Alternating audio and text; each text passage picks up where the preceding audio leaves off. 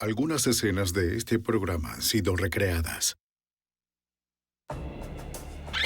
En un día de verano, un crimen impensable espantó a California.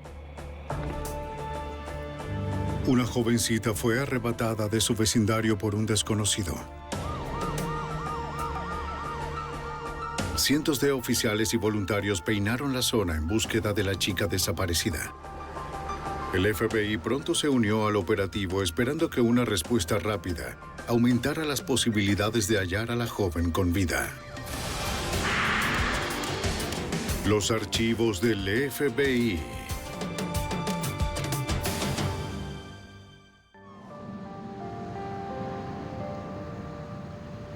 Cada segundo cuenta. La pequeña ciudad de Lodi, en California, está en el corazón del llamado Estado Dorado, justo al sur de Sacramento. Está rodeada por algunas de las fincas más ricas del mundo, huertos y viñas famosas. La mayoría de sus habitantes disfrutan la tranquilidad de Lodi y la baja tasa de delitos en comparación con las grandes ciudades. El sábado 2 de julio de 1994, 3 de sus residentes más jóvenes descansaban mirando la televisión. Una chica de 16 años cuidaba a su hermanita y su amiga. Los padres de las niñas estaban lejos en Michigan, donde pasarían las fiestas del 4 de julio. A las 4 de la tarde, un visitante se detuvo. Un sujeto sin camisa, cubierto de tatuajes, preguntaba por la casa, la cual estaba en venta. Preguntó si podía pasar y revisar el lugar. Sí, bueno, puedes... La adolescente le dijo que llamara a la agente de bienes raíces y pidiera una cita, mientras sus padres regresaban en un par de días. El sujeto afirmó que no tenía un bolígrafo y preguntó si podía pasar para anotar. La chica le negó la entrada y se ofreció a escribirlo en lugar de él. En una libreta de su padre, la joven anotó al número del agente de bienes raíces. Ella se lo entregó al desconocido, quien se marchó con renuencia. No, vamos. Hola, me gustaría hacer un pedido. Una grande mitad... Mientras se acercaba la hora de cenar, la hermana mayor llamó para ordenar una pizza. Gracias, adiós. El sitio de comida más cerca estaba a 10 minutos. Recogeré la pizza. Las chicas no querían dejar su película, entonces la joven resolvió dejarlas en casa. Solo estaría fuera 20 minutos. Dejar a las niñas solas en corto tiempo no parecía demasiado riesgo.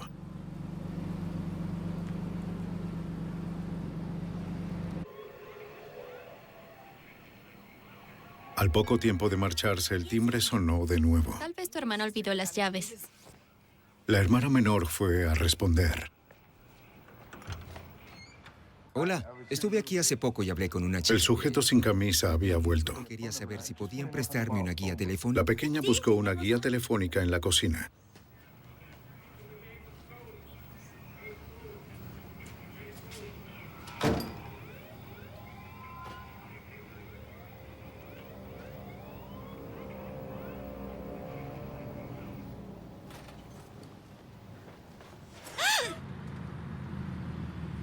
Más tarde, la hermana mayor regresó con la pizza.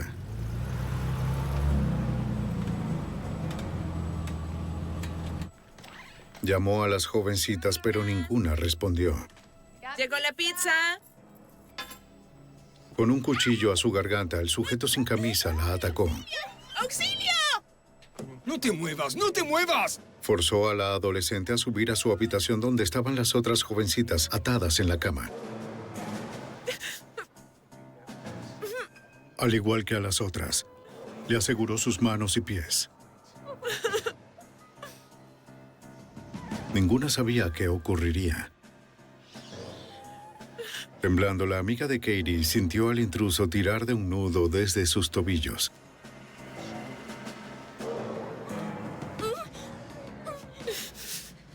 Entonces la sacó de la habitación.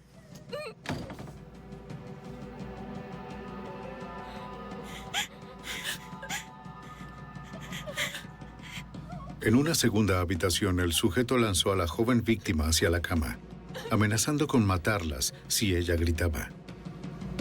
Ató sus pies otra vez.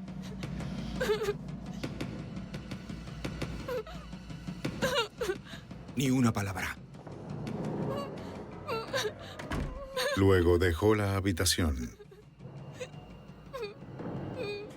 Mientras tanto, la jovencita trató de desatarse como pudo. ¡Cállate! Para ellas, la situación parecía desesperante.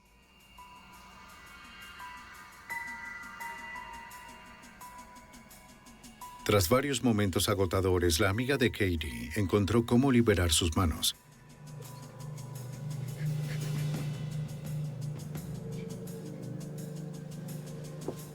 Pero las ataduras de sus piernas la hacen tropezar mientras intenta ponerse de pie.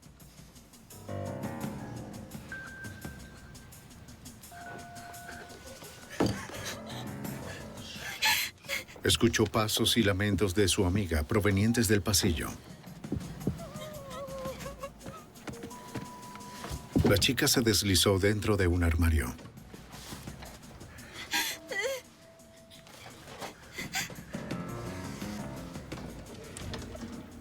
Llevándola a la fuerza, el sujeto irrumpió en la habitación.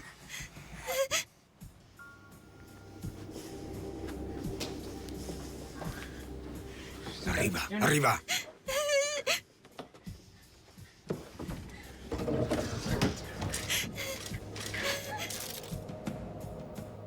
No logró ver a la chica escondida en el armario. No tenía idea a dónde pudo meterse.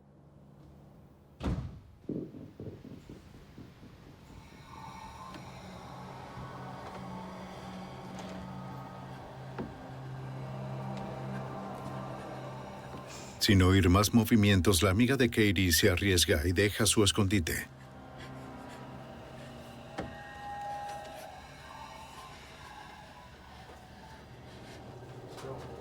El intruso quizás piensa que escapó y llamará a la policía. Vamos afuera. Vamos. Métete ya. Métete ya. Como perdió el control de una de sus rehenes, el sujeto decide enfocarse en una sola. El secuestrador la obligó a entrar al auto y salir de allí.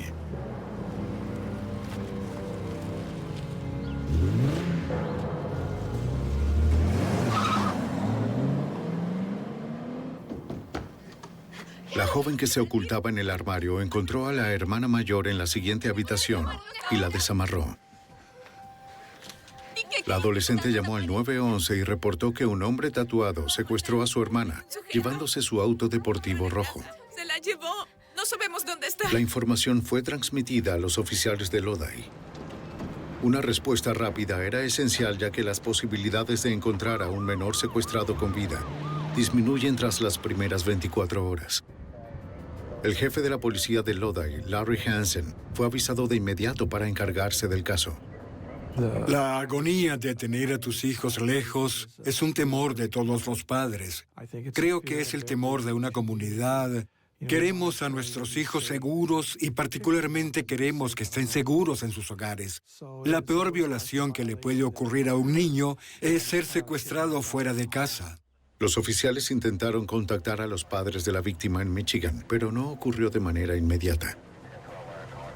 Descansaban en una cabaña remota, por lo que las autoridades de Michigan debían informarles sobre el secuestro de su hija. Las dos chicas dejaron la casa y fueron enviadas a un hospital para una evaluación antes de ser entrevistadas. La policía dispuso información sobre la placa del auto deportivo y la descripción de la niña desaparecida. Mi mayor temor era que este caso terminara como muchos otros, que tuviéramos un homicidio. Tú tratas de no enfocarte en ello, pero reconoces que el tiempo es esencial. Y ese individuo secuestró a una pequeña por una razón específica, una razón que solo especulamos. Pero solo él sabe en su mente y corazón qué hará. Entonces, nos queda hacer todo lo posible para recuperarla pronto y con optimismo lograrlo. El jefe no perdió tiempo en llamar al FBI. El agente especial Charles Riley de la oficina del FBI en Sacramento sabía que debía actuar rápido si querían hallar a la jovencita. En ocasiones, los secuestros se hacen interestatales y a veces no. El problema es que no sabemos. Y si esperas a saber que haya un nexo interestatal en el crimen, a veces nos frena en el juego de obtener buena información. Entonces lo manejamos de una vez como un secuestro. A las 8 de la noche, más de una hora después del rapto, los expertos del equipo de recuperación de evidencias del FBI y el Departamento de Justicia de California inspeccionan las habitaciones donde estuvieron las jóvenes cautivas. Durante las siguientes 12 horas, ellos recolectaron vellos y fibras a través del lugar. Los expertos también limpiaron las superficies para buscar huellas digitales.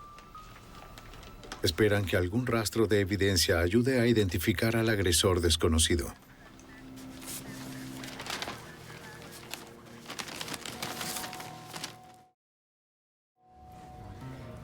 En el hospital, la hermana mayor de la víctima y su amiga, aún agitadas, le contaron a una detective de Lodi que nunca antes habían visto al atacante. Las chicas lo describieron como un hombre de 1,74 m, bronceado, tonificado, con muchos tatuajes.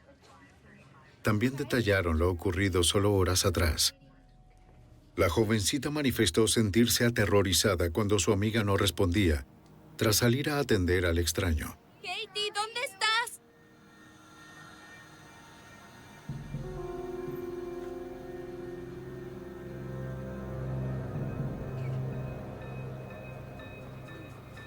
La chica la encontró en la cocina con un hombre sujetando un cuchillo contra su garganta. Por instinto, la chica trató de proteger a su amiga, pero el agresor era demasiado fuerte.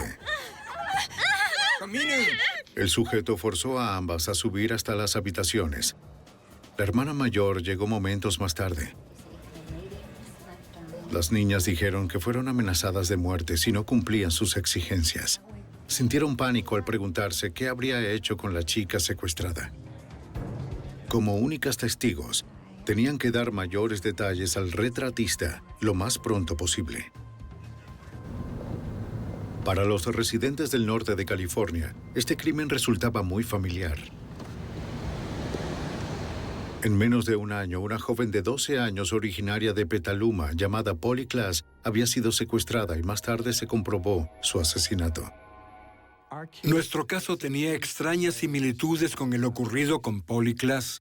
Había 3 chicas en el domicilio, al igual que en el caso de Polly Klaas. Ambos sospechosos utilizaron cuchillos. Ambos sospechosos se llevaron a una de las chicas que estaban en la casa. Aunque el asesino de Polly Klaas estaba detrás de las rejas, la policía esperaba que el desenlace del caso actual no terminara en tragedia. Los investigadores de Lodi solicitaron ayuda a la Fundación Polly Klaas. Tras la muerte de Polly, la fundación ayuda a las autoridades con información que pueda esclarecer casos de secuestro contra menores tan pronto se produzcan. Hice una primera llamada. Los contacté porque tenían los recursos para apoyar en este tipo de investigaciones, los cuales no teníamos. Tienen su propia red, cuentan con tiendas y estaciones de servicios 24 horas, las cuales envían por fax copias de folletos. De esa manera, las personas que viajen pueden estar precavidas ante este tipo de incidentes. En la estación de policía de Lodi, las jovencitas describieron cómo se veía el sospechoso.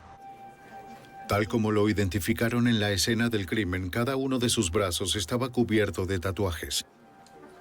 En la mitad de su espalda llevaba el dibujo de una calavera. Tenía el cabello rubio, ojos azules, un bigote y barba desaliñada. Los investigadores enviaron el retrato hablado a cada agencia de seguridad y medio de comunicación en la zona. 32 kilómetros en una vía desolada, en un área rural del condado de San Joaquín, un ranchero iba de regreso a casa a eso de las 8:30 de la noche, cuando notó un incendio en el pasto.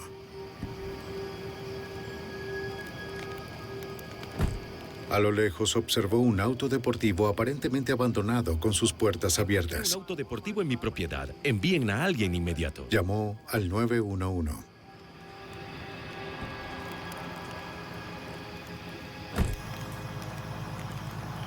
Los bomberos fueron los primeros en llegar. Un incendio forestal al norte de California puede extenderse rápidamente con resultados devastadores. Contuvieron las llamas antes de que alcanzaran al auto deportivo rojo.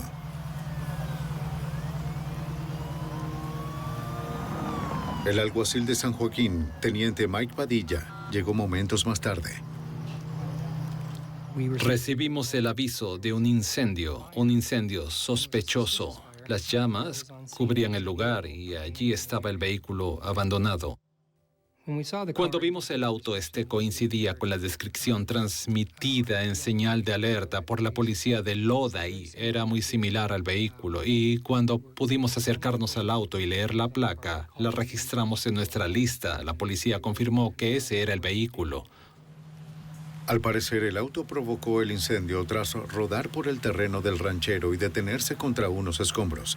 La policía no encontró signos de la víctima o el secuestrador. Solo podían esperar que estuvieran cerca y la chica siguiera con vida. A las 8:30 del 2 de julio de 1994, 1 hora y media tras el secuestro de una chica en Lodi, California, los investigadores hallaron el vehículo robado en un incendio registrado en el condado de San Joaquín. La chica y el secuestrador no estaban allí. El alguacil de la localidad, teniente Mike Padilla, se unió a la policía de Lodi y al FBI. El teniente de Lodi llegó y nos reunimos en la escena y llegamos a pensar si era posible que nuestra víctima estuviera en el maletero del vehículo y aunque es un auto pequeño, sería lo suficientemente grande para meter a una chica. Las llaves no se encontraban, entonces los bomberos cortaron el seguro del maletero. No escucharon ruidos ni gritos. Temían lo peor. El maletero estaba vacío. Aunque no encontraron nada dentro o cerca del vehículo que indicara el paradero del sospechoso, el auto deportivo se convirtió en el nexo de la búsqueda, de acuerdo al agente especial del FBI, Charles Riley. No sabíamos si la víctima y el agresor estaban cerca del auto o su posición. Actuábamos bajo una premisa que podían estar muy cerca. Nuestra mayor preocupación era hallar a la víctima a salvo y hallar al sujeto si era posible. Como el área era muy remota, era improbable que el asaltante hubiese robado otro vehículo y hubiese huido de la zona. Era más probable que estuviera a pie, por lo que tomó a la víctima de 12 años de edad y la movió a través del terreno escabroso. El teniente de la policía de Lodi, Gerald Murray, estaba consciente que las probabilidades de hallarla con vida disminuían. Por estadísticas, es usual que una víctima no viva mucho una vez que entra a una zona rural y el agresor tenga el control, al igual que este tipo de situación. Entonces, estábamos muy preocupados por cómo ella vivía esta experiencia. Teníamos que enfocarnos en lo que sabíamos. Nosotros teníamos los recursos, el entrenamiento y el personal que buscaría y hallaría a esta persona. A las 8:45, el FBI y la policía local tenían helicópteros en la escena.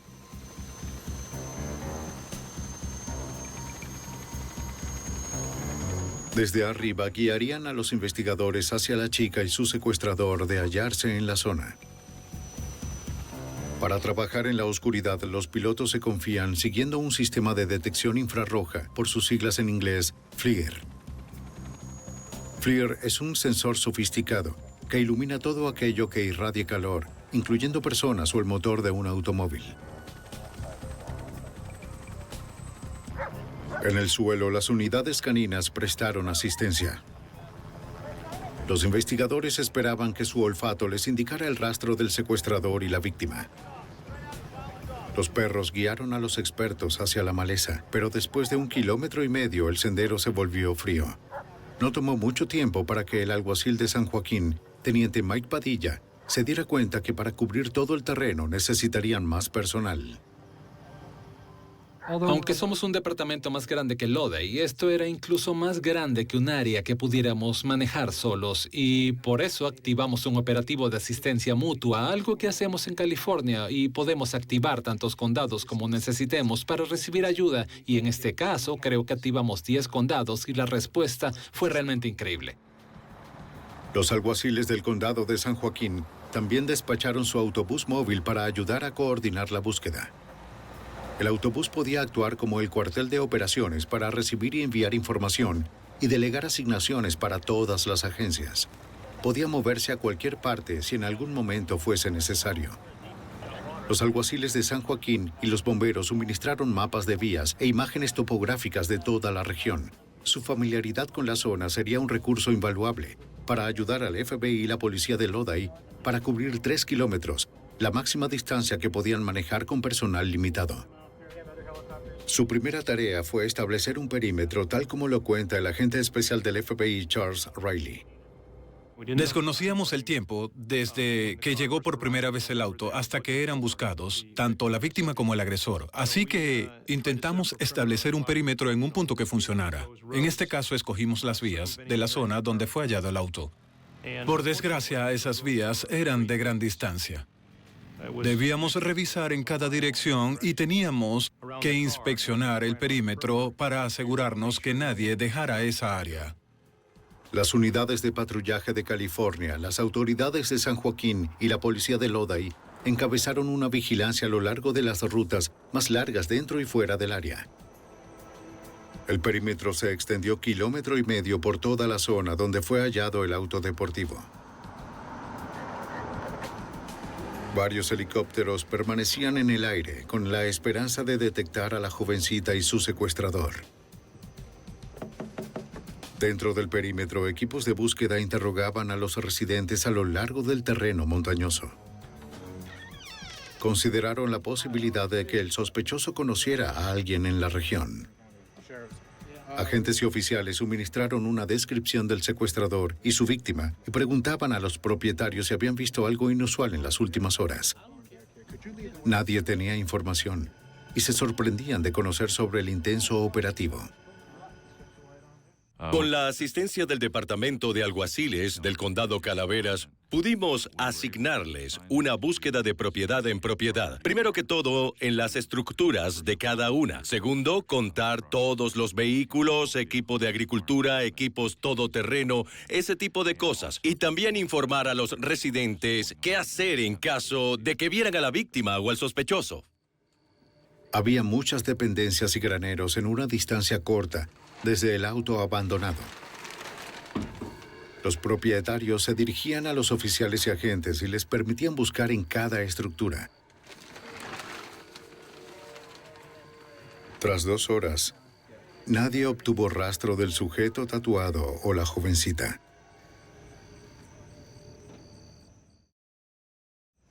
Debido a lo extenso de la zona, los oficiales pegaron cintas amarillas al frente de cada propiedad que habían estado. Así el siguiente grupo sabría cuál localidad ya estaba registrada. Pero a pesar del trabajo, el terreno irregular aún favorecía al sospechoso. Cuando regresaban, preguntábamos, ¿en aquella localidad era posible que alguien se escondiera allí? Por desgracia, muchas veces ellos decían es posible. Tendría que quedarse quieto, tranquilo y oculto, pero era posible. A las 11 de la noche, tras 4 horas desde el incidente, los investigadores aún desconocían si la joven estaba viva o muerta, y no sabían si ella o el agresor seguían en la zona. Los investigadores esperaban que el alertar al público en las noticias los llevaría a otras pistas. El jefe de la policía de Lodi, Larry Hansen, ofreció una rueda de prensa para responder a toda la comunidad, incluyendo a sus hijos. Tengo 5 hijos. Mi hija menor tenía 5 años de edad en ese momento y estaba consciente del incidente que ocurría. Ella me veía en televisión, le hablaba a mi esposa, le hacía preguntas. Ya saben, ¿hallaron a la chica? ¿Hallaron a la chica? Por desgracia, la esposa de Hansen le respondía que no. Con el paso de las horas desde el incidente, La supervivencia de la joven desaparecida parecía improbable. 3 de julio de 1994, 5 de la mañana. Más de 10 horas habían pasado desde el secuestro en Lodi, California.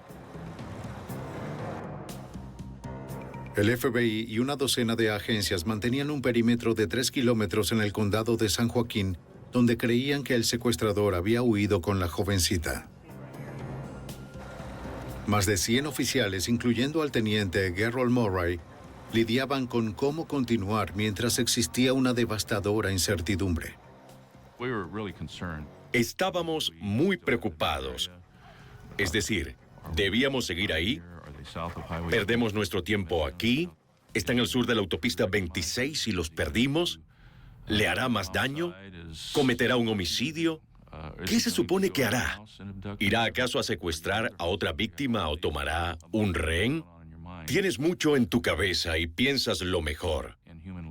Lo mejor para prevenirlo. Mientras la búsqueda continuaba, un equipo de la policía local y agentes del FBI permanecieron en el comando ubicado en la biblioteca de Lodi. Coordinaban docenas de oficiales nuevos y voluntarios que querían ayudar. Sí, agente. El agente de policía Charles Riley ayudaba en la búsqueda. ¿Qué edad tiene? Pues la búsqueda fue organizada en pequeños grupos y a cada uno se le asignó un sector de la investigación. Creo que eran 4 o 5 personas por equipo, así podían extenderse y cubrir una zona. Asignamos zonas cercanas a cada grupo hasta cubrir el área como un mosaico. Y luego se reportaban de vuelta al comando. Tan pronto salió el sol, los equipos tomaron ventaja de la luz. Iniciaron búsquedas en toda la región con la esperanza de hallar alguna señal de la joven o su asaltante, quizás aún en el área. El agente del FBI, Charles Riley, ayudó a coordinar estas pesquisas minuciosas. Les dijimos antes de partir que podíamos hallar cosas que resultaran evidencia para el caso. Podíamos hallar ropa, cualquier cosa relacionada. Uno de los problemas era que no sabíamos qué elementos podían estar relacionados o no. Por eso no queríamos dejar pasar por alto cualquier cosa que pudiera ser evidencia. Les dijimos que si hallaban algo conectado al caso, lo marcaran y llamaran. A las 11 de la mañana, los investigadores cubrieron todo el territorio hasta el suroeste, en el perímetro establecido en la autopista 26. Se movieron al sur, donde había más lugares para alguien ocultarse. Había huertos con árboles, mucha maleza y bastante pasto. 8 perros, patrullas a caballo y agentes a pie continuaron la búsqueda en el terreno. El área se volvió tan extensa más allá del perímetro, por lo que nuestra tarea de búsqueda se hacía menos precisa. Si queríamos hallar a alguien tratando de ocultarse, era muy difícil. Evaluamos eso a pesar que pudo escaparse durante la noche a través del perímetro porque no estaba del todo controlado, o quizás estaba fuera de él antes de establecerlo. Mientras hacíamos la búsqueda, para nada. Esas 2 ideas las evaluamos durante el día. Esperando por una pista, los investigadores sondearon el vecindario en Lodi, donde el secuestro tuvo lugar 15 horas antes. Buenas tardes. Soy el detective. Como el sospechoso se acercó a la casa a pie, quizás vivió cerca o fue contratado por alguno de los vecinos como jardinero. Sí, un tipo joven vino por acá y... Descubrieron que nadie lo conocía, Ven aquí, por favor. pero no recordaban haber visto a un sujeto tatuado. Una jovencita confirmó que había hablado con el sospechoso 1 hora antes del incidente. El agresor caminó por todo el vecindario, viendo las casas con los anuncios de venta. Hola. Oye, vine por el anuncio de venta. Al igual que en la casa de la víctima, dijo que estaba interesado en comprar y preguntó si podía pasar a revisar. Ella se rehusó y le dijo que llamara al agente de bienes raíces. Pero no quedó satisfecho. Como continuó insistiendo, el padre de la chica se acercó para ver con quién hablaba su hija. Solo preguntaba si podía ver la casa. Después regreso. Al ser sorprendido, el posible intruso dejó la propiedad. Tenía tatuajes en sus brazos, bigote. La descripción de la joven sobre el sujeto coincidía con la elaborada por otros testigos. Parecía que el atacante buscaba la oportunidad de asaltar jovencitas de acuerdo al jefe de la policía de Lodi, Larry Hansen. Se vuelve difícil darse cuenta que en efecto hay personas en el mundo que se aprovechan de nuestros hijos para secuestrarlos, asesinan y siguen por allí sueltos como si nada. Aún existen y siguen en nuestras vidas. Hay personas que planifican cómo robar a un niño. Es un hecho espantoso entender que en verdad eso ocurre. Dentro y alrededor de Lodi, cientos de voluntarios postearon folletos de la joven desaparecida, incluyendo un dibujo del secuestrador. Con la ayuda de la Fundación Polly Klaas, eran capaces de llenar toda la zona con 20,000 folletos en cuestión de horas. Finalmente, uno de los folletos funcionó. Una mujer y su amigo reconocieron el rostro del sospechoso. Llamó a la policía de inmediato.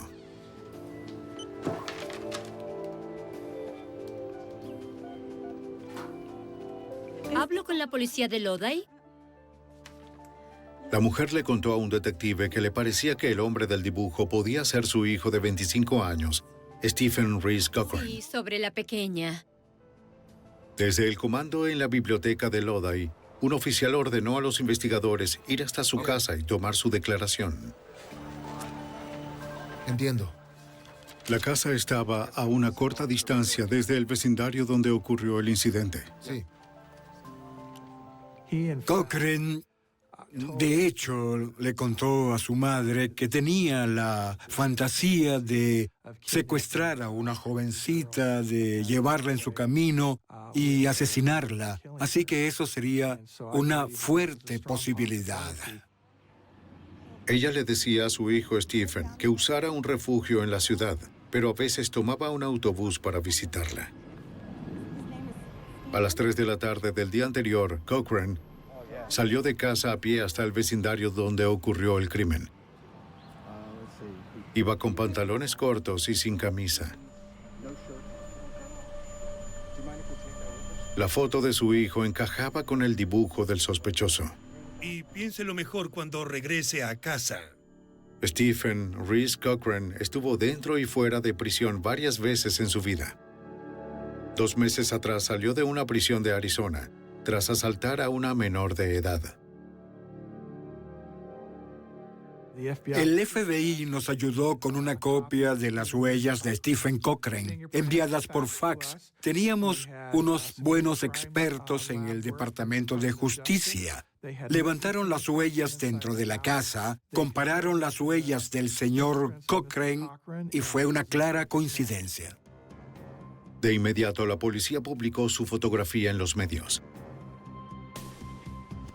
Esa tarde, 17 horas después del hecho, un ciudadano llamó a la policía para contarles que vio al fugitivo en un estacionamiento a 40 kilómetros de Lodi.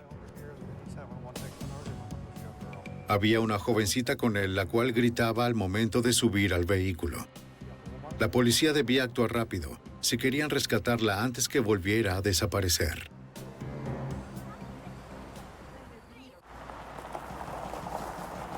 Tras 17 horas del secuestro de una joven de 12 años en Lodi, California, la policía recibió un reporte que ella y el sospechoso, Stephen Reese Cochran, fueron vistos en un estacionamiento en la ciudad de Manteca.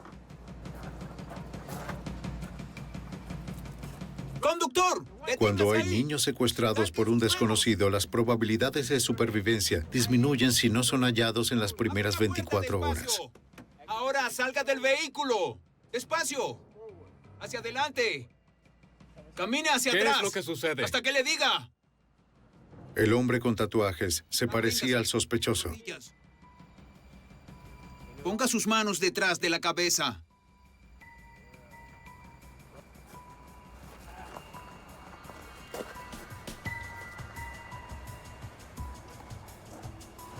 Pero no se trataba de Stephen Cochran. La jovencita era su hija, no la pequeña secuestrada. El error de identidad fue uno de los tantos agregados por el teniente de la policía de Lodi, Gerald Murray. Había reportes durante la búsqueda del sospechoso que resultaban en falsos positivos, pero igual debían ser investigados y revisados, lo cual agregaba confusión al proceso. Por ahora, más de 400 oficiales y voluntarios servían en la búsqueda en San Joaquín, donde el agresor abandonó el vehículo robado 18 horas antes. Aún no habían señales, ropa o pisadas del sospechoso o la chica. Aunque el fugitivo hubiese perdonado la vida de la joven, su condición estaría en peligro con el calor al norte de California, sobre todo si estaba atada o herida. Comienzas, con el pasar del tiempo, a sentir que obviamente lo peor va a suceder. Conversé con varias personas en el comando. Nos sentábamos a discutir todas esas emociones y sentimientos. Es una forma de desahogarse, creo que por salud mental. Siempre que concluyes, sientes un segundo aliento, otra ráfaga de esperanza, algo más que hacer, otra manera de organizarse, otro paso que logre un buen resultado. A las 2 de la tarde, un auto se acercó hasta los oficiales, en una vía dentro de los 3 kilómetros del perímetro. El residente se conmovió tanto con el caso que sintió la obligación de ayudar. El voluntario condujo por las carreteras de la zona, revisando los campos, buscando alguna señal de la víctima o el atacante. Charles Riley, agente del FBI, afirmó que su colaboración marcó una diferencia. Las pesquisas seguían, sobre todo en el área del sur, la zona alrededor del arroyo y el follaje pesado. La búsqueda siguió en esa área cuando un auto en la vía vio a una persona. Era una zona donde no teníamos equipo de búsqueda. Justo después de que el conductor dejó su residencia, vio a un hombre sin camisa merodeando en el pasto.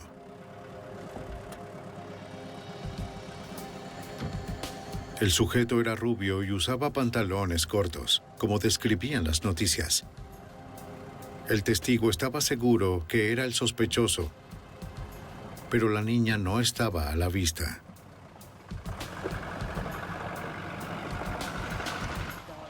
Aún después de 19 horas y varios kilómetros, era la primera esperanza que tenían los investigadores de hallar al fugitivo.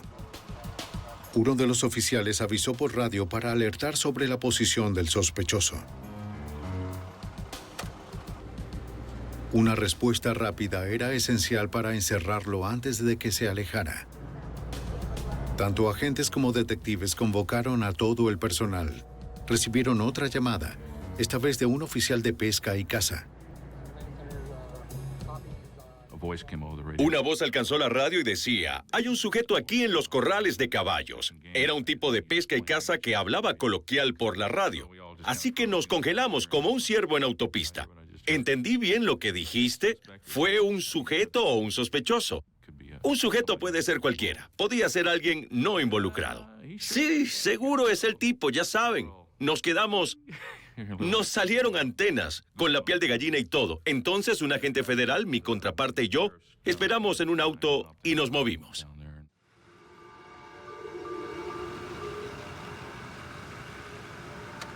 Los oficiales más cercanos a la zona encontraron un molino junto a un comedero para ganado. 3 agentes armados tomaron posición más allá del pasto.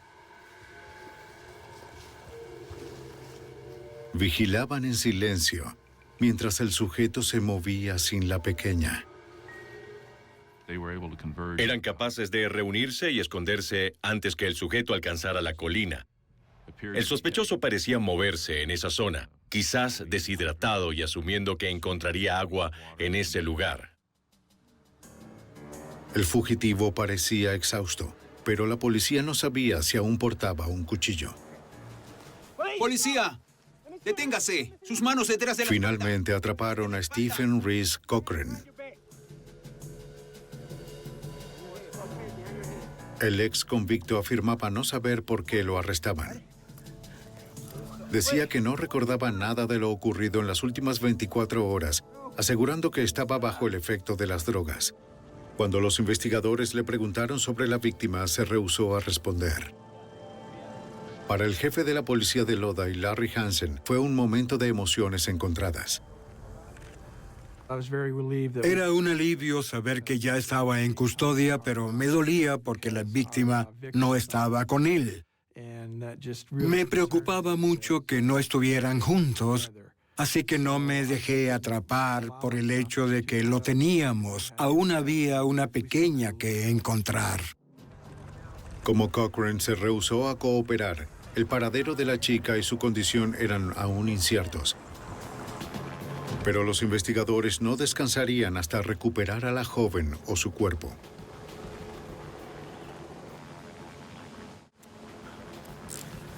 En julio de 1994, tras 20 horas de búsqueda, el FBI y las autoridades locales arrestaron al atacante, Stephen Reese Cochran. Cochran se rehusó a decir si la niña estaba viva o muerta, o incluso si estaba en la zona remota donde fue capturado. Aunque las probabilidades de supervivencia en un terreno escabroso parecían imposibles, el jefe de la policía de Lodi, Larry Hansen, mantuvo la esperanza. La mayoría de los niños que son secuestrados nunca los encontramos o los encontramos sin vida. Y mientras el caso se desarrollaba, era consciente de ello. Sin embargo, nos manteníamos positivos y con toda la atención en creer que sí la encontraríamos.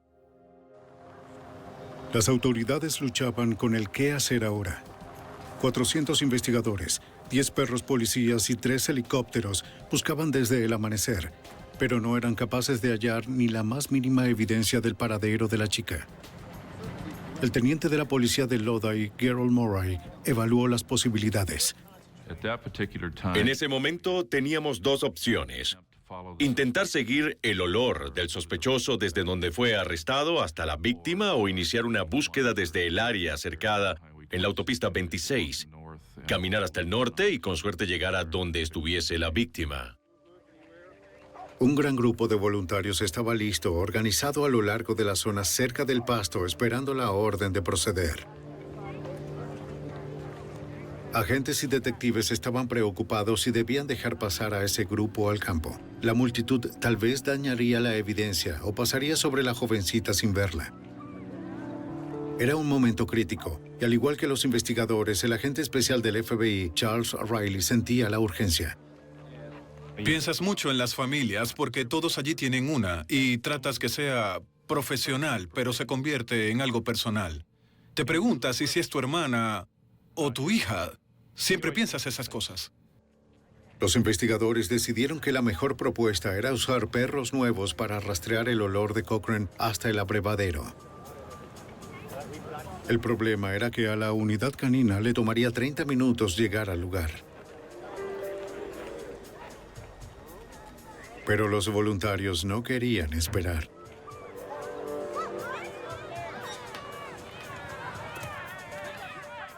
Me di cuenta que algunos civiles saltaban la cerca hacia la escena del crimen. Entonces envié al equipo para que desalojasen el área. No escuché o vi el lenguaje corporal de la gente que venía por la línea desde el punto donde cruzaron la cerca. Era obvio que sucedía algo, pero en ese momento no podía distinguir qué decían hasta que alcancé a entender. La multitud gritaba, ¡es ella! ¡Es ella! Como un fantasma, una pequeña figura apareció detrás de la maleza. Nadie podía creer lo que sucedía. La chica estaba viva y se movía para el júbilo de los investigadores. El detective ordenó a los oficiales reunirse con ella. ¡Muévanse! ¡Muévanse! ¡Vamos hacia allá! ¡Vamos!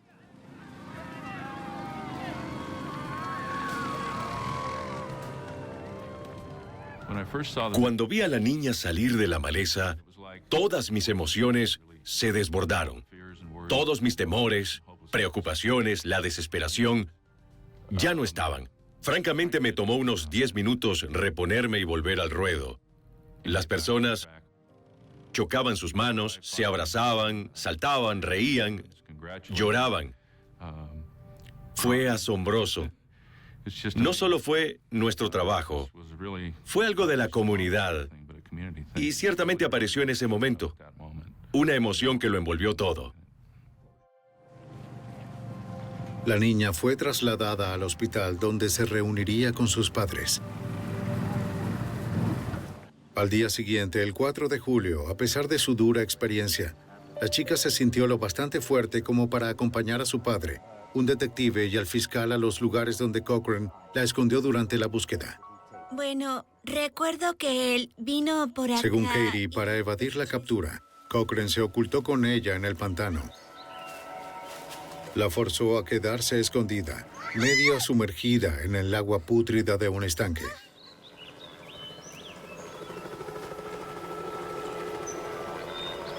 No tenía qué beber y ella no había comido en más de 24 horas. Cochran no dejaba de moverse. No se quedaba quieto por mucho tiempo. Vamos. ¡Cállate!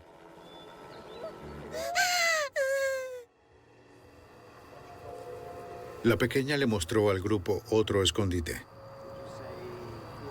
Dijo que se ocultaron debajo del heno. Dígame, ¿qué sucedió? Durante el tiempo que permanecieron en su último escondite, un comisario en un todoterreno recorría la línea cercada a no más de 9 metros de donde se encontraban. La víctima en ese momento, aunque no estaba bajo amenaza o herida, intentó poner su pie en el pasto y así llamar la atención del comisario, pero no tuvo éxito. De acuerdo a su relato, Katie se quedó dormida. Cuando despertó, Cochran ya no cargaba su cuchillo. Lo recuerdo bien. A varios metros de distancia, la policía localizó el arma blanca. Es un cuchillo. Más tarde, las autoridades obtuvieron la huella digital del agresor. Es esa. Tras calificar para un juicio, Stephen Reese Cochran fue hallado culpable por 23 cargos, incluyendo secuestro, asalto, violación de propiedad privada y robo de auto. La Corte de San Joaquín lo sentenció a 106 años de prisión. Incluso la hija menor del jefe de la policía de Lodi, Larry Hansen, comprendió la importancia del caso.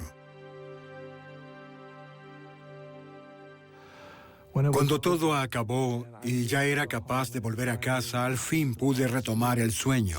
Mi hija llegó más tarde y decía que la pequeña la habían encontrado. Ella pasó por el pasillo, entró a mi habitación, besó la puerta y dijo, "Gracias, papi". Cuando hablo con otros oficiales de este tema, hago hincapié en que una niña de 5 años pudo entender el impacto en este caso. Imaginen el impacto que tendría en la comunidad. El exitoso desenlace del caso en Lodi, California, con el legado de Polly Klaas y la Fundación de Niños Desaparecidos, se convirtieron en modelos para el manejo de otros casos de secuestros en todo el país. Con una respuesta rápida de ciudadanos y oficiales por igual, las comunidades aprenden cómo incrementar los porcentajes de supervivencia cuando uno de los suyos desaparece. Secuestro despiadado. En este episodio, algunos nombres han sido cambiados. 27 de junio de 1996, Milwaukee, Wisconsin. 145 kilómetros al norte de Chicago, en la orilla oeste del lago Michigan. Jueves 8:27 de la noche. El estudiante de secundaria de 17 años, Jaime Estrada, y su primo Roberto Álvarez se detuvieron en la entrada de la tienda de una gasolinera al sur de la ciudad.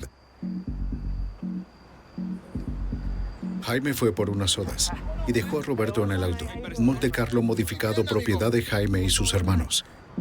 La tienda era un popular lugar de reunión donde a menudo se encontraban con amigos. Debe haber sido duro.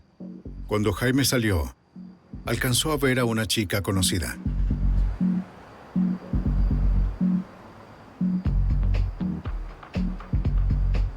Jaime quería conocer mejor a la chica, así que se dirigió a hablar con ella. Bien. Me alegra verte. A mí también. ¿Qué has hecho? No mucho. ¿Qué has hecho últimamente?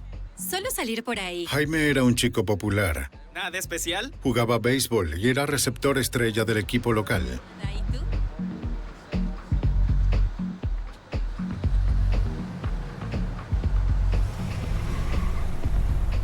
Mientras Roberto hablaba con su amigo, notó que la camioneta se marchaba. Se imaginó que Jaime se habría ido con la chica y que volvería enseguida.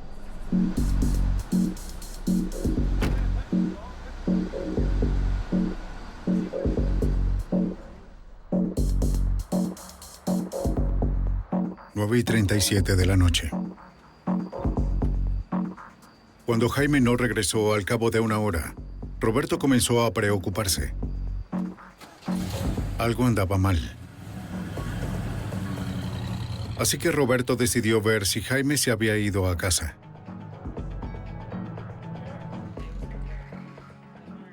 Le contó a Paulo, el hermano de Jaime, lo que había pasado y se enteró de que no había regresado a casa. Yendo de la estación a comprar un par de sodas.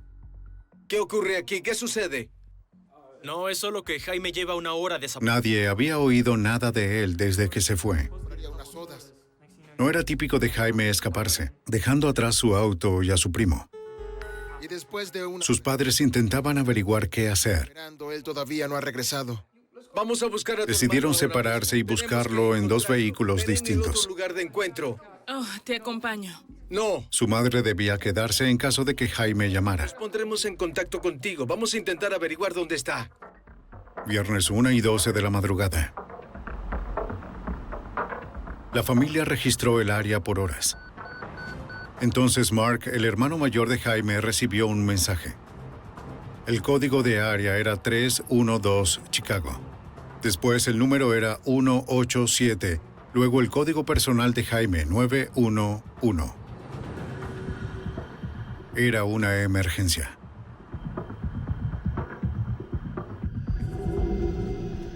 Mark se detuvo en la primera cabina telefónica que vio. Esperaba que Jaime estuviera bien.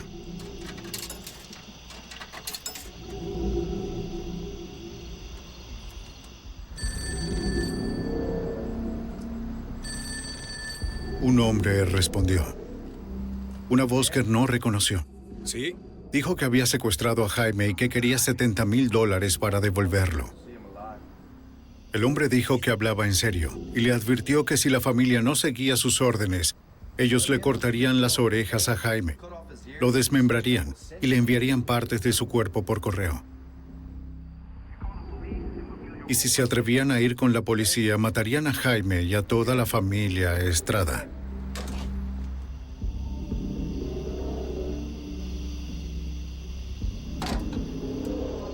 Mark no lo podía creer. Llamó al número de nuevo. Tal vez se trataba de una broma.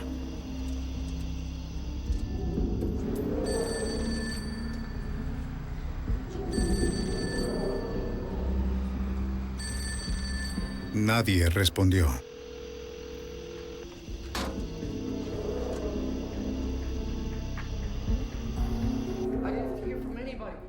El padre de Jaime regresó a la casa. Su esposa le dijo que nadie había llamado. Estaban entrando en pánico. Cuando Mark regresó, les contó de la llamada, del secuestro, de las amenazas. El señor Estrada quería llamar a la policía de inmediato, pero Mark le dijo que los secuestradores torturarían a Jaime, lo matarían. Hay que llamar a la policía, No podemos hagámoslo. llamar a la policía. Dijeron que si llamábamos, le arrancarían las orejas, lo La cortarían. familia no sabía qué hacer. Está bien. Lleva a tu madre a la cocina. Discutieron toda la noche por la decisión, esperando recibir una nueva llamada. Pero esta nunca llegó. 6:37 de la mañana. No esperaremos más. Para el amanecer, el señor Estrada no podía esperar más. Mira la hora. Mira el teléfono. Tenía que ayudar a su hijo. Nadie llamó. Tenemos que llamar a la policía. Habían pasado más de 9 horas desde que vieron a Jaime por última vez. El señor Estrada decidió que él y Mark irían a la policía. Vamos. Tenían que arriesgarse.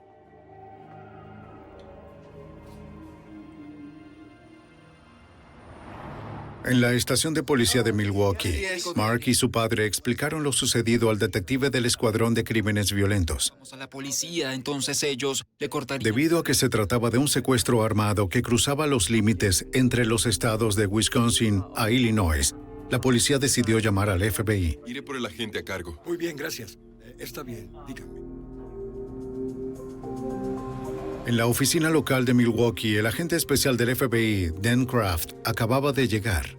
Estaba sentado en mi escritorio cuando recibí una llamada informando que un chico de 18 años de edad había sido secuestrado. Kraft tenía que actuar con rapidez. Me reuní con el padre y el hermano mayor de la víctima y traté de hacerles una entrevista detallada, basada en lo que había sucedido, cuándo había sucedido y por qué. Me di cuenta de que esto se iba a convertir en un caso más grave. 8:47 de la noche.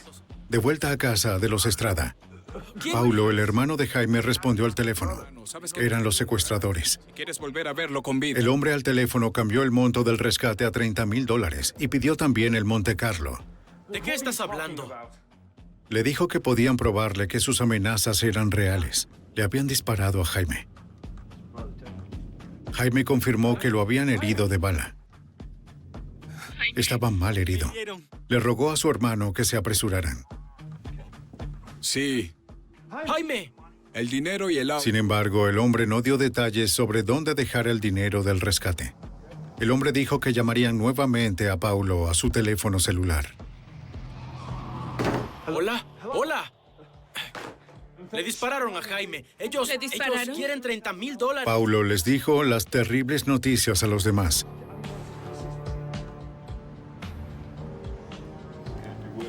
Pase y siéntese por acá. Paulo se reunió con su padre y su hermano Mark en la oficina del FBI. Lo que estamos tratando de hacer es tomar control de esta situación. Inmediatamente, los agentes interceptaron el teléfono celular de Paulo, ya que los secuestradores dijeron que lo llamarían enseguida. Presionar este botón. Debe iniciar la grabación antes de responder el teléfono. Vamos a conectar. También le adaptaron un equipo de grabación y rastreo al teléfono de la casa de los Estrada. Lo que deben saber es que este es el único teléfono con el que funcionará. Mientras el FBI continuaba con los ajustes, seguían entrevistando a la familia, reuniendo información sin perder ni un minuto. Una de las primeras cosas que hicimos fue instalar lo que llamamos un inicio rápido. Es una base de datos que nos ayuda a manejar casos grandes. Usamos el inicio rápido para almacenar toda la información recabada hasta el momento. Cada mínimo detalle que nos encontramos, aunque sea parcial. La sofisticada base de datos ayuda a rastrear pistas y a encontrar vínculos en aquellos casos complejos y rápidamente cambiantes.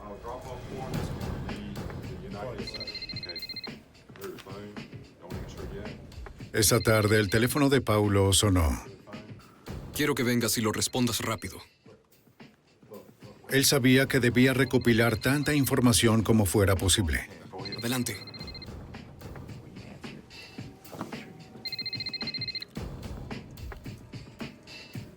Diga.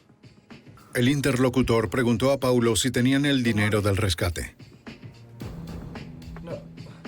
Paulo le dijo que tenía casi la mitad, que necesitaba más tiempo. Según lo planeado. Jaime se acercó al teléfono y le pidió a su hermano que se apresurara. Estaba sangrando. Dile a tu hermano que deje de alargar esto. Dile a ese estúpido que deje de... No te preocupes, iremos a buscarte. Y haremos todo lo que sea necesario. ¿Estarás bien, de acuerdo? Ay. Más te vale, amigo. ¿Hola?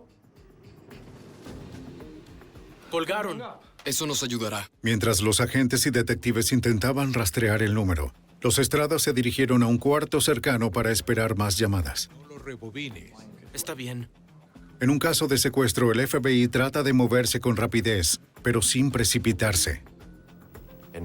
Tenemos la costumbre de ir con lentitud, de trabajar a nuestro ritmo para ganar control. Cuando la víctima está herida, todo se vuelve un asunto de vida o muerte, y cada minuto se vuelve crítico. 4:16 de la tarde. 3 horas más tarde, Paulo recibió otra llamada. El agente especial Kraft estaba preocupado por la forma en que la manejaría. Para empezar, este tipo de situaciones es sumamente estresante. Cuando incluyes en el asunto a un familiar de la víctima que ama a la víctima y se preocupa por ella, siempre va a actuar bajo sus emociones y puede emitir juicios equivocados. Pero a pesar de las amenazas a su hermano herido, Paulo permanecía calmado. Los secuestradores insistieron en que Paulo realizara la entrega del vehículo y del dinero del rescate en un restaurante de comida rápida de Chicago. Ellos dijeron que llamarían para dar más detalles. Colgaron. Es preferible no involucrar a un civil en una operación de alto riesgo. Creo que deberíamos irnos ya. Pero los agentes no tenían alternativa. Paulo tendría que entregar el vehículo él mismo. Pero como iba a necesitar apoyo para regresar a su casa, un agente encubierto se haría pasar por un amigo para darle a Paulo algún tipo de protección. El oficial Renaldo lo escoltará fuera del lugar. El equipo salió rumbo a Chicago.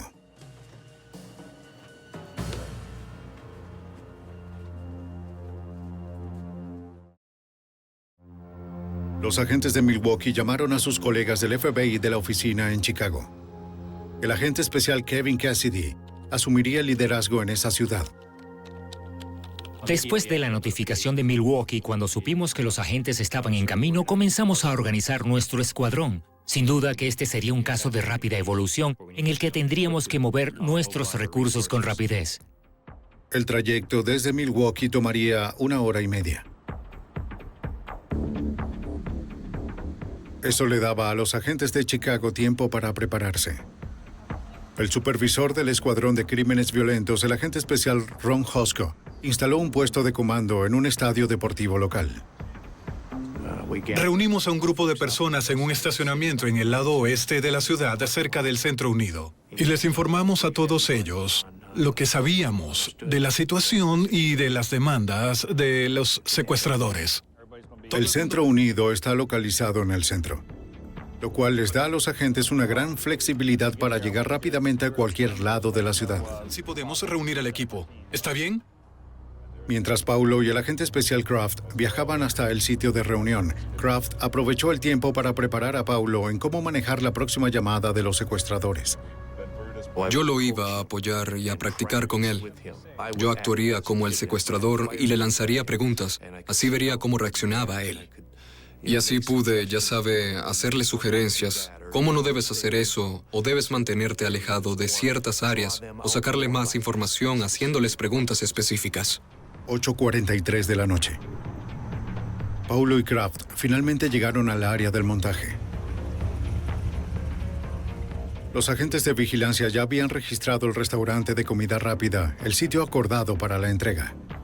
El lugar distaba mucho de ser un ambiente controlado. Y lo que nos preocupaba era la cantidad de tráfico. Tráfico a pie, tráfico de peatones, no solo en la venta de comida rápida, sino en toda el área.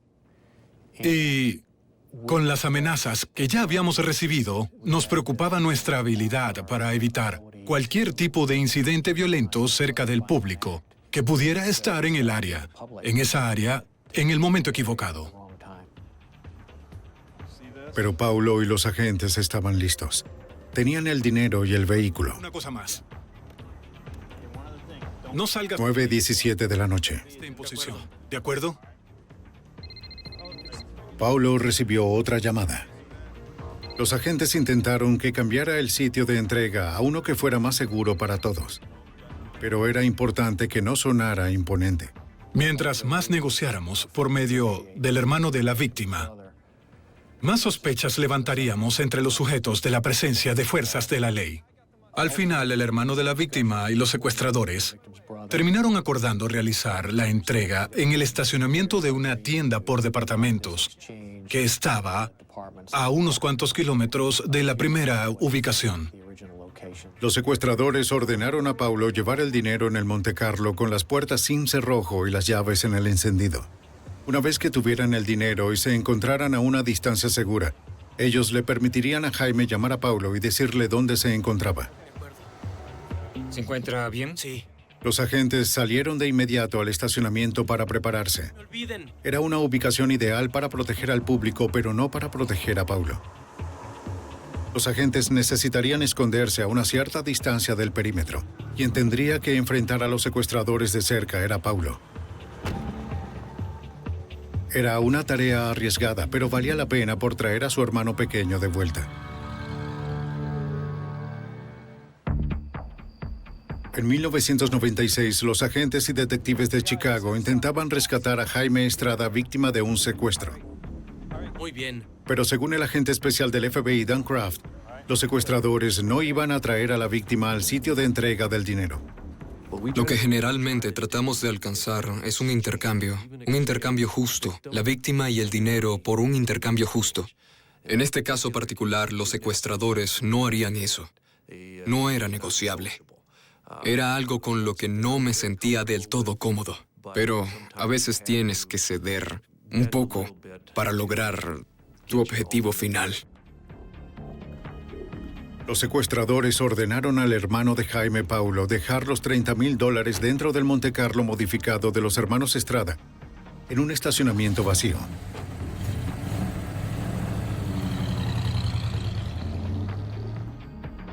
Pero el área no estaba completamente desierta.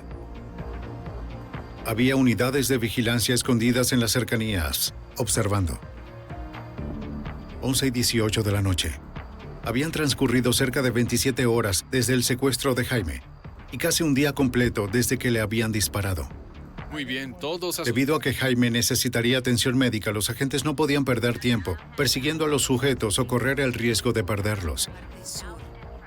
Así que decidieron arrestar a los secuestradores una vez que fuera hecha la entrega. Prepárense todos. Por desgracia, el tamaño de la ubicación escogida por los secuestradores iba a dificultar el procedimiento de arresto. Agente especial del FBI, Ron Hoska. Este era un estacionamiento grande, algo costoso, que estaba vacío. Desde el principio, nuestros vehículos estaban en las afueras del estacionamiento intentando mantener una vigilancia discreta, así que tenían que recorrer una buena cantidad de espacio abierto para poder entrar. Los agentes planeaban contrarrestar este problema intentando desequilibrar a los secuestradores. Y ellos querían el vehículo con las llaves en el encendido y las puertas abiertas. Pero íbamos a estropear un poco ese plan pidiéndole al hermano de la víctima que le pusiera el seguro a las puertas del auto, porque eso desconcertaría a los secuestradores lo suficiente para que tuvieran que reagruparse, reevaluar la situación e inventar un nuevo plan. Tenemos 2 sujetos en el vehículo señalado. Al cabo de unos pocos minutos, un sedán gris se acercó. Parecía haber 3 hombres adentro. Uno de ellos salió, se dirigió al vehículo, se asomó en él, vio que el dinero se encontraba en el asiento del copiloto. Así que se podía ver que se puso contento y ansioso. Entonces, intentó abrir la puerta, pero no pudo hacerlo. Y vio que las llaves del auto estaban dentro del vehículo. No sabía qué hacer, así que pasaron de tener el control a no saber cómo iban a reaccionar. Quisimos sacarlos de su juego y que el control volviera a estar en nuestras manos. Todas las unidades, adelante, vamos, vamos. Entonces se dio la señal de avance. Todas las unidades comenzaron a llegar. Pero los sospechosos reaccionaron de inmediato.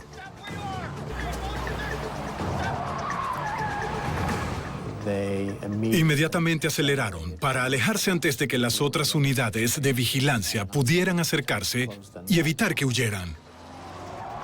Alguien dentro del vehículo apuntó un arma a uno de los agentes, luego arrojó algo por la ventana.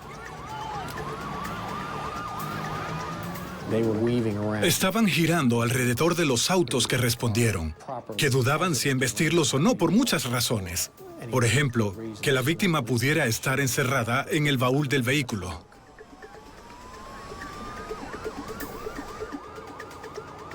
Los sospechosos tomaron la autopista dirigiéndose al centro a toda velocidad.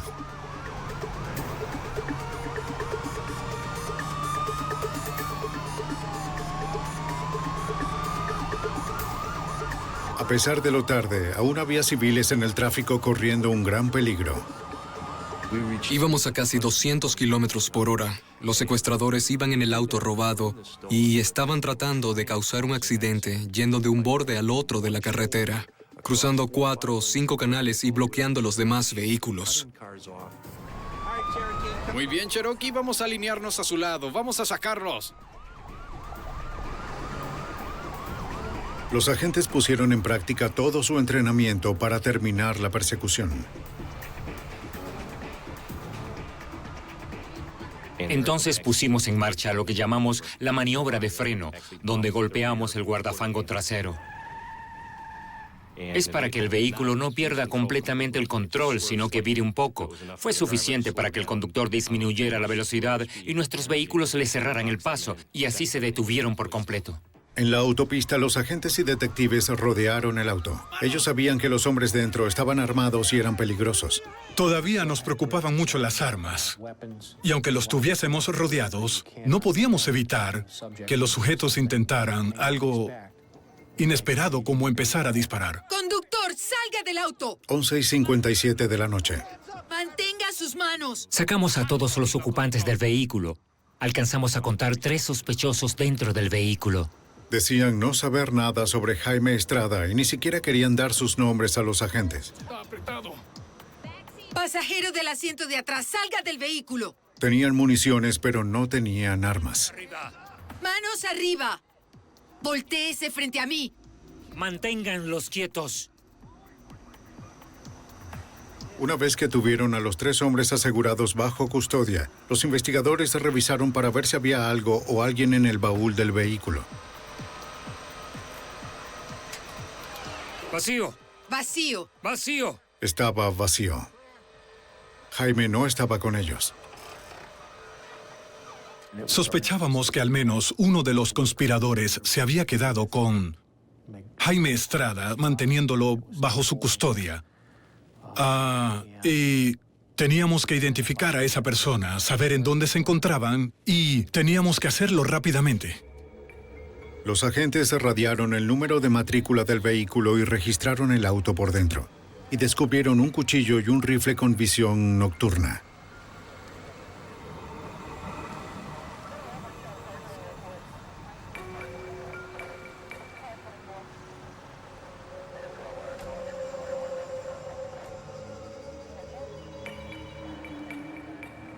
También encontraron varios buscapersonas, un teléfono celular y un pedazo de cartón con el número de teléfono de Paulo escrito en él. Tenemos un teléfono móvil aquí también. Puedes proceder a buscar el registro.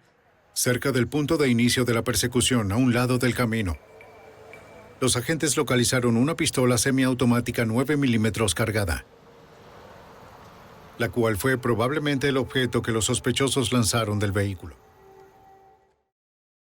1:17 de la madrugada. En la oficina local de Chicago, los agentes trataban de interrogar a cada uno de los sospechosos individualmente. Había una banda persiguiéndonos. No vi ninguna... Se negaban a cooperar. ¿Desde cuándo una banda usa coctelera y sirenas? Nos detuvimos. Durante los interrogatorios, los buscapersonas de los sospechosos no paraban de sonar. Alguien estaba intentando contactarlos desesperadamente. Tú sabes de quién es este número. Los hombres juraron que ellos no conocían esos números. ¿Qué estás tratando de ocultar? Mira estos números. Los investigadores estaban seguros de que se trataba del resto de la banda, intentando averiguar qué les había sucedido. Así que intentaron rastrear los números. Pero se trataba de un número que no estaba publicado, y la compañía de teléfonos no nos daría la dirección. Hablamos con la compañía de teléfonos y les prometimos que les daríamos la orden, pero que era imposible desde el punto de vista logístico hacer que un juez firmara una orden de la corte un viernes a las 11 de la noche. ¿Qué tengo que hacer para que me des esos números? Había transcurrido todo un día desde que el adolescente había sido herido. Los agentes temían que Jaime estuviera agonizando, frustrados porque una orden se interponía en su camino. Intenté rogarles, ya saben, de hombre a hombre, de padre a padre. Les dije, ¿qué tal si fuera su hijo? ¿No les gustaría que la policía hiciera todo lo humanamente posible? Y básicamente me contestó, no me importa. Les juramos una y otra vez, ya sabe, confíen en nosotros, somos el FBI, les traeremos esa orden. FBI, ¿puedo hablar con el supervisor de guardia? Y ellos respondieron, sin la orden no podemos entregarles la información. La noche acabó sin rastros del paradero de Jaime. La tarde siguiente, en el lado oeste de la ciudad, alguien se deshacía de un cuerpo.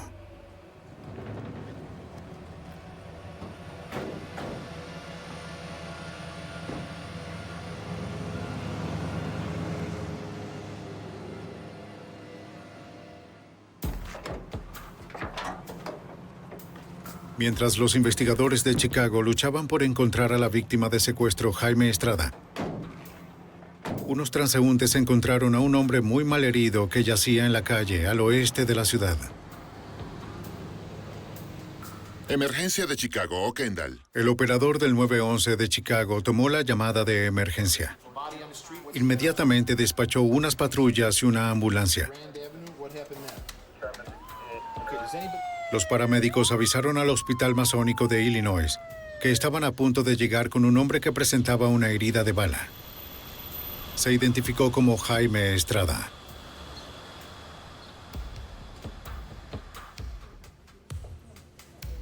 Un investigador del condado de Cook llegó al hospital.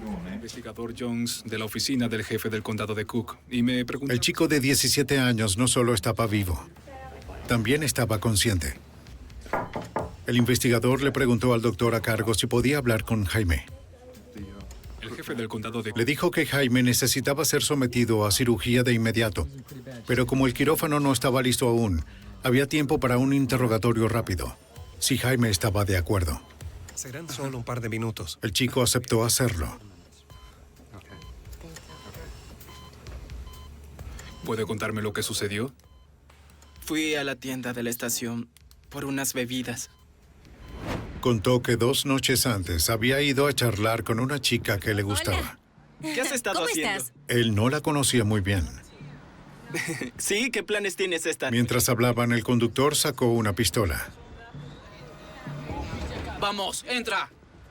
Todo sucedió muy rápido.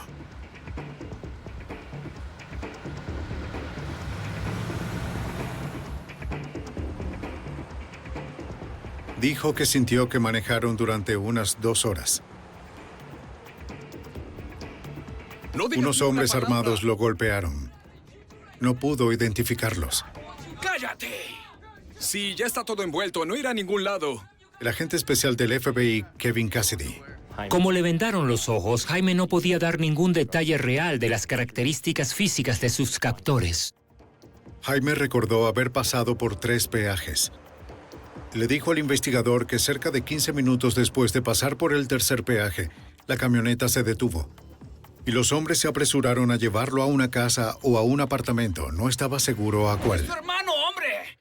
Allí le gritaron y echaron en cara algo acerca del dinero que les debía por las drogas. ¡Te mataré! ¡Te voy a matar! Él trató de decirles que tenían al hombre equivocado. No debía decir eso. ¿Sabes bien lo que digo? ¡Te voy a matar! ¡Te mataré! ¡Dame el número de una vez! ¿Cuál es el número ese? Desgraciado.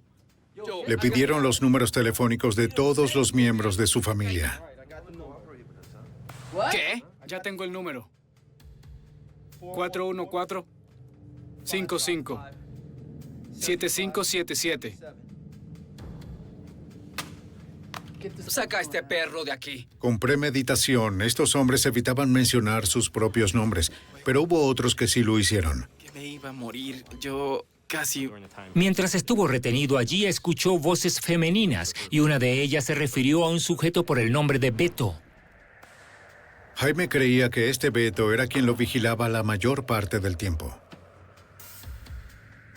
A la mañana siguiente, justo cuando Jaime comenzaba a quedarse dormido, de repente... ¡Beto! ¡Beto! ¿Qué pasó? Rayos, fue un accidente. Le tomó un minuto darse cuenta de que le habían disparado. ¡Le disparaste! ¡Miguel, cállate! Incluso algunos de los secuestradores estaban sorprendidos. Rápidamente llevaron a Jaime a un baño.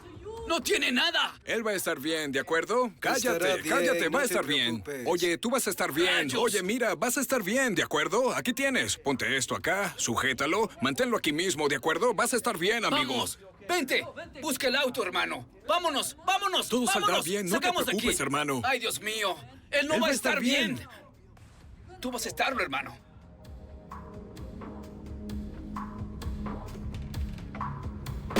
Su memoria estaba borrosa porque a ratos caía en la inconsciencia. Recordaba un piso de cerámica blanca, un inodoro rojo, quizás una cortina roja en la ducha. Eso era todo. La herida de Jaime estuvo sin tratar por 2 días, así que tenía mucha infección. Necesitaba tantas cirugías que los doctores lo pusieron en un coma inducido, de manera que pudiera resistir todo el proceso.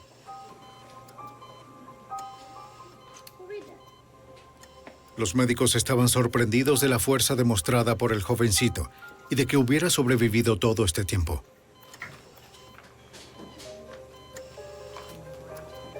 Pero su pronóstico no era bueno. Vamos a dar un paseo, ¿de acuerdo?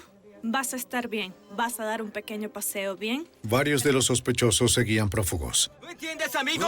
Mientras tanto, en la avenida Newland, al norte de Chicago, un residente oyó una conmoción Vamos, hombre, entra en la camioneta. y vio lo que parecían ser 2 hombres armados forzando a otros 2 dentro de una camioneta. Los rehenes se liberaron y salieron corriendo. El caso de secuestro de Jaime Estrada estaba por complicarse aún más. ¡Vamos! ¡Vámonos!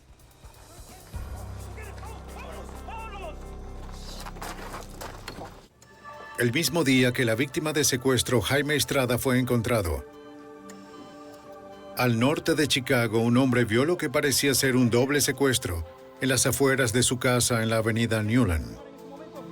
¡Entra en la camioneta!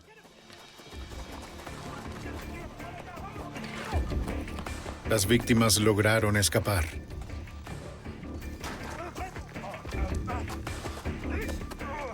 El residente contactó a la policía de Chicago.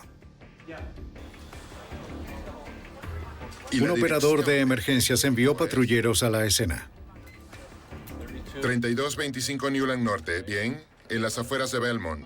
Muy bien. Permanezca dentro de la casa, solo para informarle que la policía va en camino tal como hablamos. Caminaba hacia mi casa y luego... Despacho pidió a los oficiales que llevaran a las 2 víctimas al área 5 de la policía de Chicago para ser interrogadas por el agente especial del FBI, Kevin Cassidy. Veo esta camioneta pararse. Uno de ellos, Pedro Montoya, explicó cómo había sido secuestrado. Una semana antes, él estaba afuera de su casa cuando una camioneta se estacionó al frente. Varios hombres saltaron de ella y lo obligaron a subirse al vehículo. El otro hombre, Chavo Rodríguez, contó la misma historia. Ellos fueron sorprendidos en la calle y forzados a subirse a una camioneta blanca y azul. El agente especial Cassidy recordó que Jaime también había sido secuestrado en una camioneta azul y blanca. Decidió mostrarles a Montoya y a Rodríguez fotos de los hombres arrestados con relación al secuestro de Estrada. Las 2 víctimas respondieron que esos habían sido los mismos individuos que los habían secuestrado. Y había otros 2, los hombres armados de quienes ellos habían escapado. ¿Hispano? Entonces, comenzamos los interrogatorios más detallados. Dijeron que los habían mantenido en el sótano de una casa con un tercer hombre. Dale vueltas y ponlo en aquel poste. Estaban atados por completo a postes de metal. ¿Qué quieres, viejo? Cada familia fue contactada para solicitarle el dinero del rescate y vehículos. Por favor. Por más de una semana, los secuestradores apenas le daban de comer a los hombres. El más afectado era Rodríguez por ser diabético. Voy a morir. Sin su medicación, los niveles de azúcar en su sangre aumentaban, lo cual podría llevarlo a la inconsciencia o incluso a la muerte. Los investigadores sospechaban que Jaime no era el tercer hombre. Él dijo que lo habían mantenido en un baño, no en un sótano. Así que los investigadores les mostraron a los hombres su foto. Tenían razón. No era él. Este no es el hombre. Está bien. Ellos contaron que el día anterior el tercer hombre había logrado escapar deshaciéndose de la cinta adhesiva que lo ataba. Se liberó. Nunca más volvieron a verle y no saben quién era. Cuando los secuestradores se dieron cuenta de que el tercer hombre había escapado, intentaron sacar a Rodríguez y a Montoya fuera de la casa. Aquí, vengan aquí, vengan aquí. Fue entonces que los 2 hombres escaparon.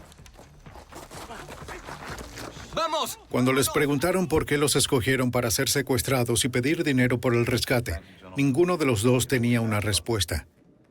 Pero considérense afortunados, lograron escapar. Los agentes obtuvieron una orden federal de registro para la casa en la avenida Newland, donde Rodríguez y Montoya habían permanecido encerrados.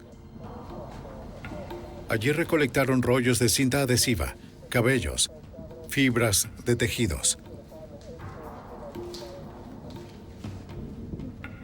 y docenas de huellas dactilares. El baño de la casa no encajaba con la descripción dada por Jaime Estrada. Los investigadores creían que a él lo habían mantenido en una ubicación diferente. Los agentes también recuperaron un rifle de asalto Norinco en la casa. Un experto en armas de fuego determinó que la bala extraída a Jaime era consistente con la bala disparada con el rifle Norinco. En una de las habitaciones, los agentes encontraron un sobre con una dirección de Los Ángeles. Dentro había varias fotografías de un hombre sosteniendo el mismo rifle Norinco. Tomamos las fotografías y las agrupamos de una forma apropiada. Mostramos el grupo de fotos a varias de las víctimas, quienes identificaron a los sujetos como los que los habían secuestrado. Ahora los investigadores tenían la cara de uno de los dos fugitivos. Sin embargo, aún no tenían nombres. Entonces, los agentes recibieron la información de la matrícula del vehículo usado por los secuestradores. Nuestra investigación nos condujo hasta una dirección en Chicago que estaba asociada al vehículo. Entonces enviamos a los agentes hasta la residencia. Somos agentes del FBI. Los agentes hablaron con Adalia Francisco. Con renuencia, ella accedió al interrogatorio. Seguro, adelante. Después de un interrogatorio intenso, la señora Francisco le dijo a los agentes que su esposo Ricardo se estaba ocultando, luego de escapar de una banda de secuestradores. Llamaron y yo... Ellos secuestran. Los investigadores concluyeron que él era el tercer hombre encerrado en la casa de la avenida Newland. Y no se detendrán y yo... Con un poco más de presión, ella explicó por qué su esposo y los otros hombres habían sido secuestrados. Las investigaciones y los interrogatorios intensivos determinaron que había un vínculo con la actividad ilegal de tráfico de drogas en cada uno de estos secuestros. Los amigos de Ricardo Francisco revelaron que él era un traficante de drogas. Le debía $100,000 a un cartel de las drogas. Montoya le debía $130,000 al mismo cartel. Rodríguez no estaba involucrado en el tráfico de drogas, sino su hijo. Por eso no le importaba al cartel. Su hijo les debía dinero, así que atraparon al padre. Y en el caso de Jaime Estrada, nuestra investigación no reveló ningún vínculo con el tráfico ilegal de drogas. Se descartó que estuviera involucrado. Parecía que el cartel había sido engañado por la chica que atrajo a Jaime hasta la camioneta. Los informantes la identificaron como Juanita González. El sujeto principal en este caso era la chica. Fue ella quien les quitó a esos sujetos 1 kilo de cocaína. Y luego trató de escabullirse, cargándole la culpa a un inocente. Ella culpó a Jaime, quien era totalmente inocente. Todo lo que la familia de Jaime podía hacer era rogar para que saliera bien de la cirugía. Pero el joven de 17 años, Jaime Estrada, no resistiría. Eventualmente la infección fue demasiado para él. Ahora se trataba de un caso de asesinato. Después de llevar a cabo gran cantidad de interrogatorios en el vecindario de la avenida Newland, los agentes finalmente identificaron a los 3 hombres que ya estaban en custodia como Salomé Varela, Jesús Ruiz y Miguel Torres. El hombre en la fotografía fue identificado como José de la Paz Sánchez. El último sospechoso era conocido solo como Beto. Todavía continuaban prófugos de la justicia buscados no solo por secuestro, sino también por asesinato.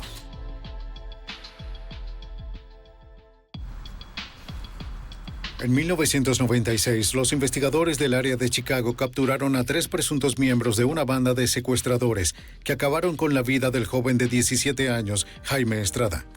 Todavía les quedaban 3 más por capturar. El agente especial del FBI, Kevin Cassidy, tenía el nombre de uno de los fugitivos, José Sánchez. Su foto había sido descubierta en un sobre hallado en la escena del crimen.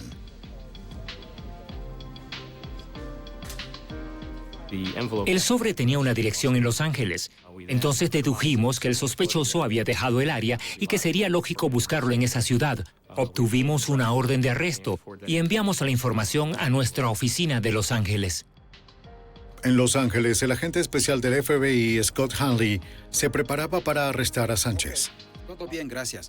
Bien, buena suerte a usted también. Correcto, adiós. Nos fuimos hasta la casa, la cual estaba ubicada en el área de Echo Park, en Los Ángeles. Cuando llevábamos más de 3 horas allí, un miembro del equipo notó a este hombre hispano saliendo de la casa. Pero en ese momento, debido a la distancia que nos separaba de él, no pudimos distinguir si se trataba o no del señor Sánchez. Pudimos seguirle el rastro por aproximadamente media hora, a lo largo de 3 diferentes autopistas de Los Ángeles, hasta que finalmente llegamos al área oeste de la ciudad. El hombre se estacionó afuera de un almacén de materiales de construcción. Incluso con una fotografía del sospechoso no podían distinguir si se trataba o no de Sánchez. Si uno nunca ha visto a la persona y todo lo que tiene es una fotografía, uno trata de mirar a una persona real para hacerla coincidir con una foto la cual no se puede saber cuán vieja puede ser. Por la foto sabían que Sánchez tenía un tatuaje de la muerte en la parte superior de su brazo derecho. Uno de los oficiales se acercó a pie para tratar de mirar de cerca al individuo. Siguió a esta persona hasta la tienda y vio el tatuaje de la muerte en su brazo.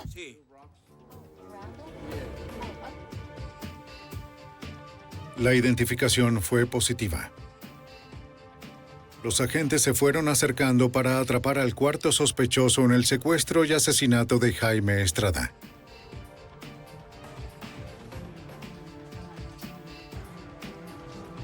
Al final fue sorprendentemente simple.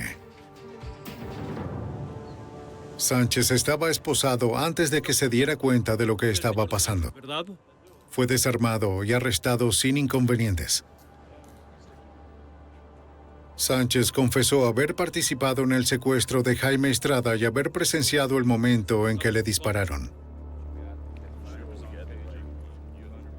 Cuando el señor Sánchez admitió estar al tanto de que le habían disparado al señor Estrada, pregunté, bien, ¿sabe en qué condición se encuentra el chico? Y respondió, él hablaba con nosotros. Y dije, ¿qué le preguntó? Y respondió, él me preguntó si yo podía llevarlo al hospital. Dije, bueno, ¿y por qué no lo hizo? Y respondió, es que yo no sabía qué hacer.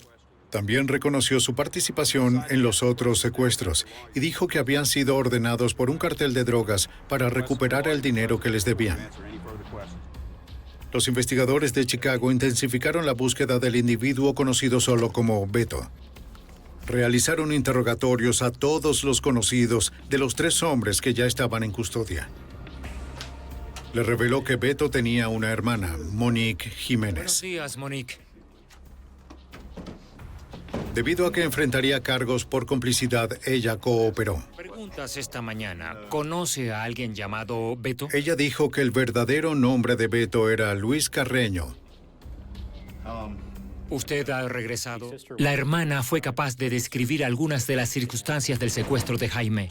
En especial, el disparo. Recordó que había estado en el apartamento en ese momento, que escuchó el disparo y que vio a Jaime herido. También reconoció que la persona que le disparó había sido en realidad su hermano. Sangre allí, tuve que volver y limpiar todo eso. Ella dijo que había limpiado la sangre del piso del baño con blanqueador.